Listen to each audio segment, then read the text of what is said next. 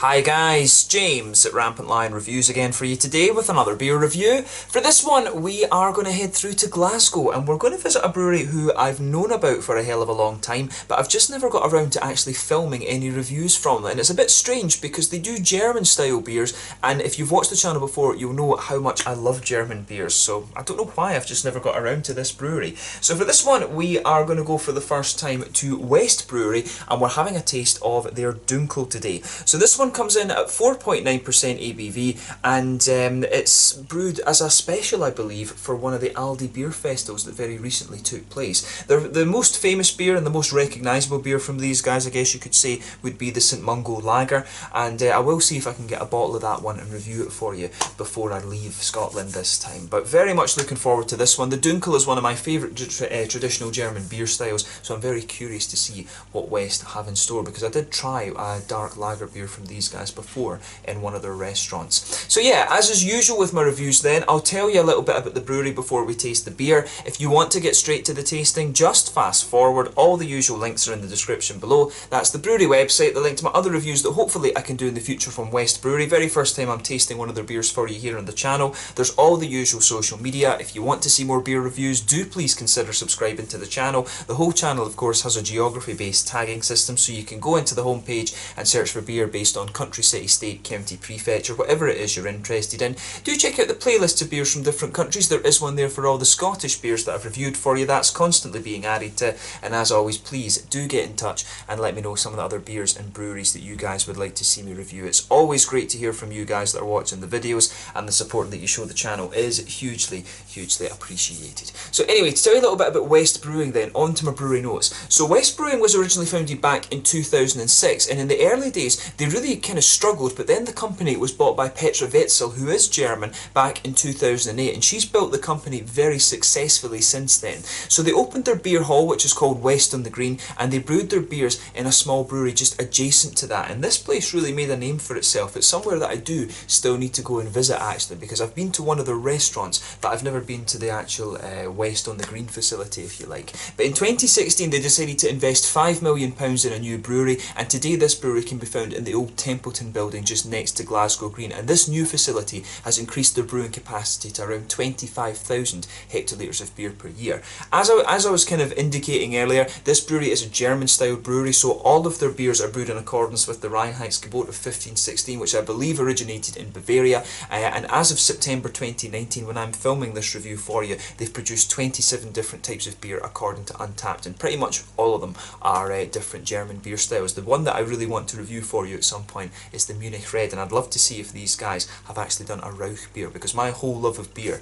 began with the Schlenker La Rauch beers from Bamberg, and of course Spezial is another very good one from there as well. But at the moment these guys are actually going through a phase of transferring ownership from Petra to the employees, and I think that she was saying that somewhere there's been about 100 employees at the moment have been given shares equivalent to around £3,600. There's about 10% of the ownership has been transferred so far, and over the next 25 years they're gradually kind of just handing it over to so that it's fully employee owned. So it'll be interesting to see how this kind of goes. There is one of the big famous Munich breweries that is like that a little bit. 51% of the brewery ownership, I think, is actually in a trust, and that was to keep the brewery independent. It might well be Augustiner, if I remember correctly. But yeah, very cool to see a German style brewery here in Scotland, and as I say, it's a bit strange actually why it's taken me so long to get around to reviewing beers from this brewery, because I absolutely love my German traditional beers. So yeah, but that's all you really need to know about the brewery for the moment. If you want to learn a little bit more, of course, you can check out the brewery website in the description below, and of course you can follow them on Facebook and Instagram and stuff like that, and you can go and check out their various restaurants and bars around the city. I need to go and check out West on the Green at some point as their kind of original facility. The Templeton building that this is in, by the way, is really beautiful and really quite historic actually, so maybe I'll go and do a kind of on-site video for you there at some point fairly soon. But yeah, let's get on to the actual tasting of this beer itself then. We can get rid of the brewery notes. So as you can see, the artwork in this one is really quite nice. They do have another Dunkel beer which I think, I've got a feeling it's called DRK. They do have another sort of dark lager beer that they do, and that's the one that's sold regularly in the bars. Like I said, this one is a special just for one of the Aldi beer festivals, as far as I can understand. But there you can see, there is the West Brewing Company symbol. That's also on the little top label, which I like that they have that, because that's a fixture of any German beer pretty much that you'll find over there. And it says on the back here, traditional dark German lager with a West twist, perfectly balancing roast and caramel malts. This ruby red beer is full of chocolate and nutty flavours with a smooth, clean finish. So yeah, best before April of 2020. So yeah, let's get it out and we'll get on with the tasting then. As I mentioned, 4.9% German style Dunkel beer. And as we know, Dunkel's Helles and Schwarzbier's Doppelbock as well are all types of lager beers, and of course the Czechs have their equivalents to that. The Svetli and the Letzaks are the sort of the blonde and amber lagers. The Cherny is the equivalent to this one, the German Dunkel, and the Tmavé is more like the Schwarzbier. So if you like your lager beers, you know, Bavaria and the Czech Republic are definitely places that you want to go and check out. So yeah, as you can see with this beer then, it's poured on ice. If I hold it up to the light, it is very kind of rubyish, but I think on the camera it's going to appear more like a sort of mahogany colour. So yeah, a nice ruby mahogany colour this one. One or two big bubbles sticking towards the side of the glass, a few little ones just heading up towards the bottom of that head there, and you can see there's a nice half finger of a frothy sort of, I would say that's a sort of fawn coloured head, to be honest with you, a sort of creamy beigey fawn coloured head, this one, very light beige if anything to do with beige. But yeah, looks very, very nice. Nice little red edge to it, pretty much as you would expect from a German Dunkel beer. Normally, of course, you would drink this one out of a little stein, to be honest. Germans can get very sensitive about their the glassware that you use for their beers, but personally I like to use these kind of tulip glasses because they're the best all-rounders, and I didn't actually have a 330ml stein to do this one in. The steins are very good for keeping the beer at the right temperature, of course, but looks pretty much as you would expect from a German Dunkel beer. Let's take a look at the aroma and just see how we get on. That comes across really nicely, actually. So straight away with this beer, you're going to smell that nice, smooth German malt base to it. I've always found that the German malts are very distinctive because of the kind of bready characters that they have. And I would suspect that perhaps they're using Weirmann malt in here from Bamberg. And they supply so many breweries, right enough. But I would suspect that they are using that in here. But it comes with this one, compared to some of the other Dunkels that I've had, this one really has a lot of nice toasty elements to it. It almost reminds me a little bit of like a well-fired bread crust. The German bakeries, incidentally, they're some of my favourite. They're some of the best in the world. But the aroma that comes out of the base of this one, it's like brown bread, German rye bread a little bit. And then it's like a kind of well-fired bread crust on top of that. There's little sort of woody undertones in there, a little bit of a nuttiness, like they were saying. I do actually get a little bit of chocolate out of this one. I'm always a little bit... some people say, oh, you get a lot of chocolate flavour out of Doppelbocks and Dunkels, but to be honest, I've never really agreed with that. I've always thought it's more brown sugar. But in this one, you do actually get a little bit of chocolate coming out of it, which is interesting. There are definitely brown sugary notes in here. But the chocolate makes it almost a little bit like musky or something, which is kind of interesting. But the brown sugars and the chocolate are really interacting quite well in this one. It's quite a toasty brown sugar, I would say. It's not quite treacle or molasses or anything. It's like a really kind of roasty, well-fired caramel that comes out of this one. On the fruity side of things, there's maybe a little bit of a sort of figgy. Is it right to say figs? There is definitely a little bit of a figgy kind of candied strawberry thing out there. That's quite minimal though. That's quite sort of taking a back seat in this beer. In terms of the hoppy side of the aroma,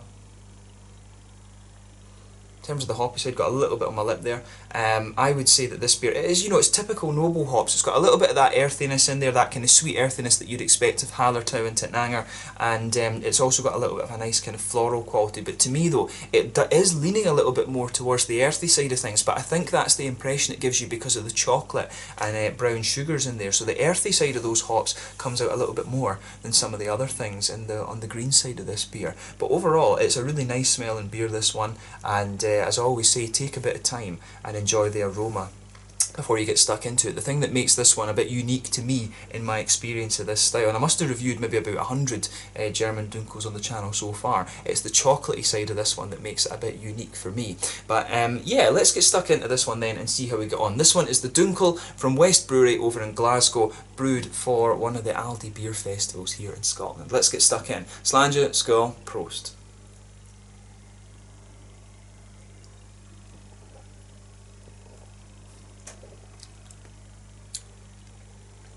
That's really nice, actually. If you like this style, I think you are going to enjoy this one. The thing I'm noticing about this one, if I think about it compared to the German ones that I've had recently, I mean, Augustiner Dunkel is one that I've had. I'm trying to think, I've had a few from the Franconia area recently from visiting my friends. The one thing I'm noticing about this one, when I compare it to the German ones I've had recently, it just kind of comes across in its mouthfeel as being very clean. And I think it's just the type of water that we have over here. And I've always said this, that when you try Scottish beers or you try Norwegian beers are another example of that. I'm used to drinking the Swedish and Danish beers, but I've always found that beers from kind of mountainous countries, they do just taste a little bit kind of clean, a little bit kind of cleaner, if you like. The Icelandic beers were the same, because you could always pick up the sort of the water does taste a little bit different actually, and you can pick that up in this beer a little bit. But the other parts of the flavour comes across as very, very, very authentic.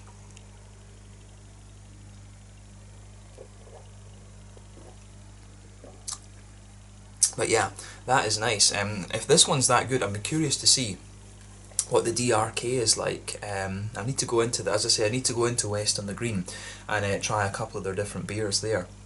But yeah, for me, this one is really quite nice actually. Straight away with this beer, you're going to feel that nice bready base just blanketing the middle of your palate. It does dry out a little bit the further you go into the aftertaste, and that's when you start to get the more sort of bread crusty, toasty bread crusty flavours kind of coming out of this one. In the very centre of your palate, you'll get a nice little bit of brown sugar in there. It's kind of like a toasty caramel, this one. As you move further out from the centre of your palate, you do start to pick up some of those chocolatey flavours, and for me, as I said, that's a little bit unusual because I've always found Dunkels to be more brown sugary than chocolate, and I think that's one of the things that makes this beer just a little bit unique actually.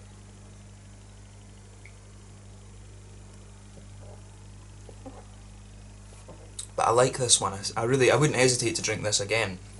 Whether it is only a one-off, or whether they will brew it again, I'm not quite sure. But as it stands, it is a really, really nice Dunkel, this one, and it's cool to find these types of German-style beers in Scotland. I mean, this is one of the things I've been saying recently in a few videos.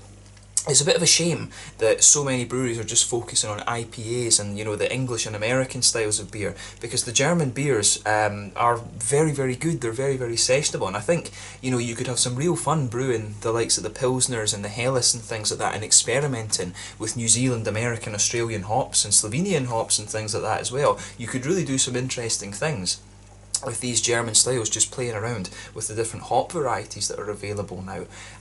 But this, you know, this is, and when you get beers that are brewed like this, that are of this quality, you know, it is a bit of a shame that that focus is all on IPAs and New England IPAs and all of this these days.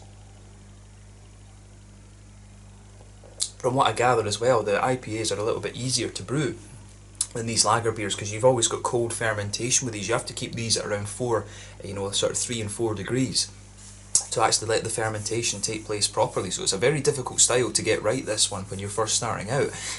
But yeah, the way that everything goes together in the malt base in this one is really nice. Those kind of chocolatey flavours, the more and more you drink of it, you'll start to pick up a little bit of a nutty quality. If you go to the very centre of your palate and then just kind of come forward from that very centre of your palate, that's where you'll pick out the nutty notes. There is a little touch of a woody flavour to this one that pushes its way out into the aftertaste as well. But I mean, overall, this is a really quite nice this is a really nice beer, this one, and I like how it goes together. On the hoppy side of things, I would say back corners of the palate, you've got a little bit of earthiness in there. As you come further forward, it kind of smoothens out a little bit. You get a little bit of floral aromaticity on the front corners of your palate, but quite minimal. You know, it's that typical light floral quality that you'll get from German noble hops, and as you go round the front curve of your palate, it's just a little bit lighter and grassy. So the noble hops in this one come out quite nicely. I'm finding the earthiness has a little bit more kind of prevalence, if you like, or prominence in this beer. So maybe they have used another hop in here along with some of the German ones just to bring out that earthiness a little bit, but that suits the kind of chocolatey aspects that this beer has. On the fruity side of things then, as I always say, you get that little oily bubble behind the front curve of your tongue, and that's where the fruity esters start to push their way out of the beer. And on the fruity side of things, I mean, this one comes across, it's almost just like a very kind of light, slightly red, candied fruit kind of thing. I mean, it's maybe very slightly figgy, and almost just kind of candied strawberry. I mean, there is maybe a little bit of a slightly peary quality to this one as well, to be honest with you. Maybe sultanas is a good descriptor for it as well, actually, but the fruitiness of this beer does take a bit of a back seat compared to the nice malty qualities that it has, but that's usually the intention with Dunkel lager beers. You know, the Dunkel lager is essentially a slightly more malty and dark version of the Helles, basically. The Helles is meant to be the nice, crisp, you know, the nice, crisp, fresh, floral one, whereas the, you know, you've got the Schwarzbier as well, which is the really extreme malty one, the very roasty, toasty one. So this is the kind of middle ground between those two. But overall, this is a really nice Dunkel beer. This one, the unique aspect of it for me is how the chocolate side of it comes out, because most of them, I would say, are more brown sugary, but it certainly works, and I wouldn't hesitate to drink this beer again. I like what they've done with this. So in terms of the mouthfeel, I would say that this beer is probably kind of light-bodied, to be honest.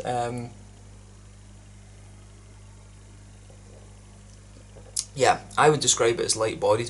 Carbonation is quite smooth in this one, and it has that typical German smoothness. That's one of the other key features of a German beer. Overall, I would describe the mouthfeel as being a little bit oily, but really leaning towards the wet side of things. I think, and I think that's partially due to the water in here. I think the water tastes, as I said, very, very clean. And you can really just taste that it's very good quality water that's in this. And not that German beers don't use very good water, but it's just the Scottish water tastes a bit different from the German beers, and it makes this beer come across as being a little bit wetter in the mouthfeel. It's got a good balance with the maltiness between the toasty side of things. The toasty side of things comes out more in the aftertaste, and the sweeter side of things are in the earlier part of the flavours. You've got a nice little bit of hoppy bitterness in there too. I would think about 25 IBUs, something like that, maybe 20. And you've also got a nice little bit of a juicy, fruity quality as well. But overall, a really, really nice beer, this one. Cool to review a German Dunkel brewed in Scotland. I don't think I've had a German Dunkel brewed here before. The closest thing I think I've had was the old Friar, if I remember, from Inverraman Brewery up in Perth. But it's cool to come across this one, and it's finally good to get round to reviewing this brewery, because I've known about them for quite a long time, and I hope that I can do more reviews for you over the next little while. But a lovely beer, this one, and I'm glad that I was able to review this for you here on the channel. So this one is the Dunkel from West Brewery over in Glasgow, and I definitely need to go and visit West on the Green at some point soon. But I hope you've enjoyed my take on this beer. I've given you a lot of information probably about my thoughts on German beer too, so I hope I've not bored you, but I hope you've enjoyed my take on this one. Let me know your own thoughts on this beer in the comment section below. Let me know what your favourite beers are from West Brewery as well. Thank you for watching my beer reviews, and we will definitely be visiting this brewery at some point in the very near future. Make sure you check out my social media, but make sure you go and try some of these West Brewery beers, because they are pretty solid when it comes to authenticity in brewing German beers. Until the next time, slàinte just now, and I'll catch you guys later. Slàinte, skål, prost.